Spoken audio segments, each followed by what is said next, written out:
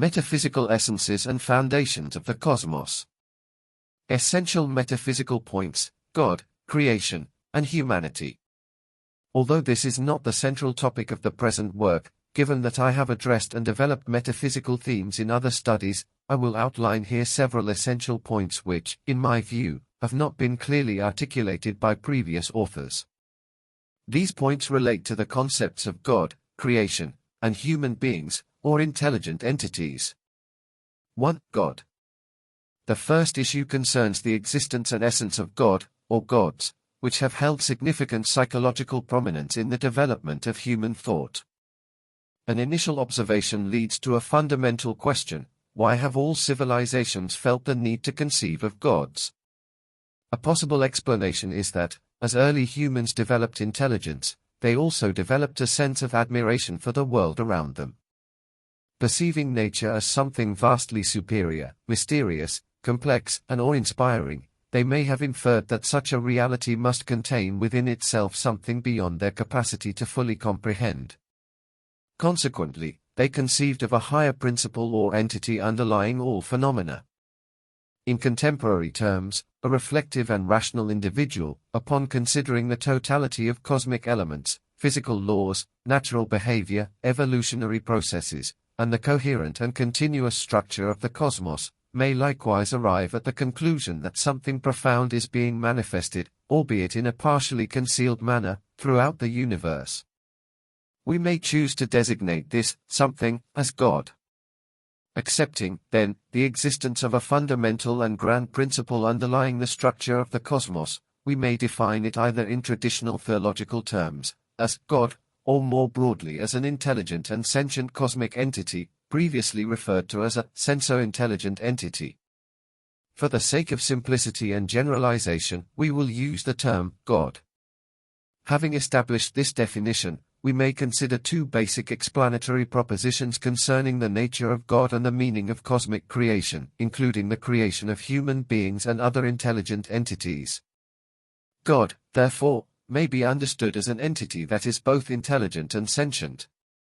1. Such an entity, possessing these attributes, would logically require, as a form of intrinsic necessity, the expression and manifestation of its essential qualities. Without such expression, these attributes would remain inert, as though they did not exist. Consequently, the first implication of the existence of this entity is the necessity of manifesting its attributes through creation, the expression and experimental realization of its own nature. Through this process, the entity, or God, would experience a state of fulfillment or inner satisfaction, which could be described as a form of intrinsic happiness. This same quality may also be experienced, in some form, by the intelligent beings that emerge from such creation. 2. What, then, would justify the creation of human beings and other intelligent entities? One possible interpretation is that this creation serves as a process of self-recognition.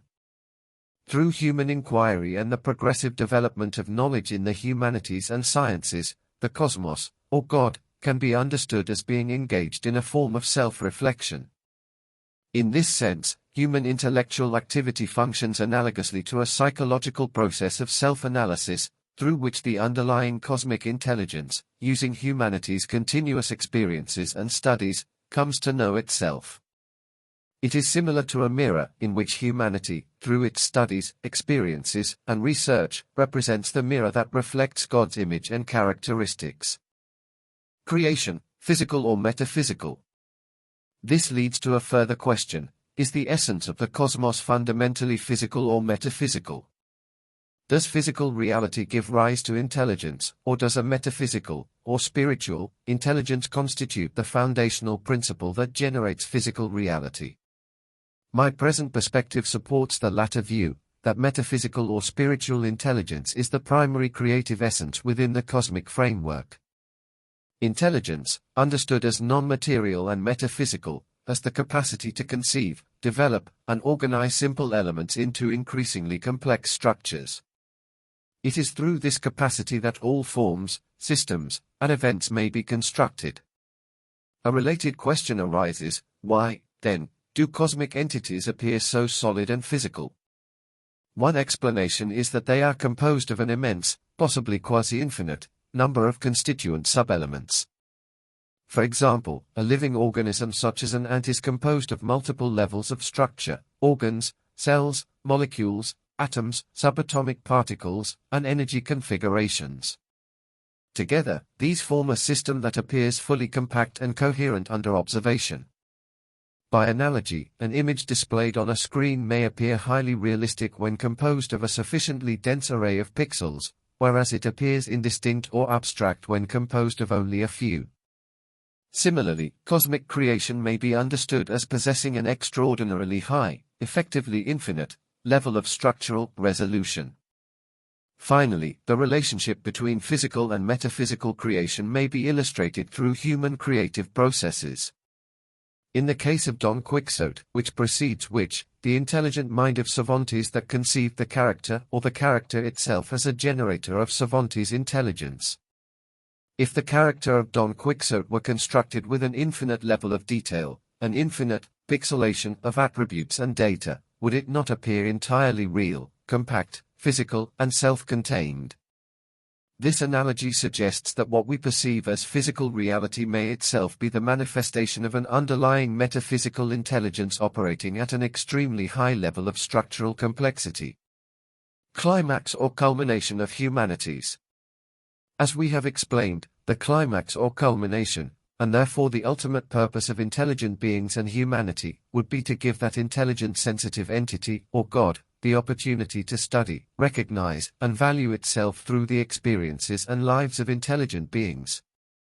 Therefore, this entire process of study and analysis by created intelligent beings results in a shared awareness and appreciation of cosmic creativity, both by the human being who inquires and by the intelligent sensitive entity who creates and observes them.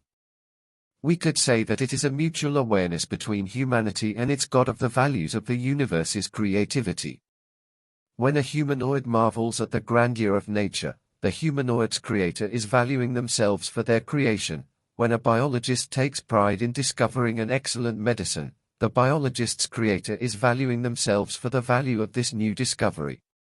Well, one of the consequences for humanity is that as these beings become aware of the entirety of cosmic creation and their role within it, they gradually realize and understand their metaphysical immortality.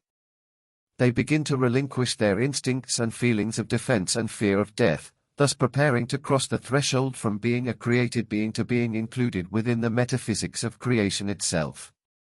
As depicted in the drawing, this will represent humanity's highest stage, a more direct relationship between created and creator, unless, of course, a far more interesting end awaits us in the cosmic realm.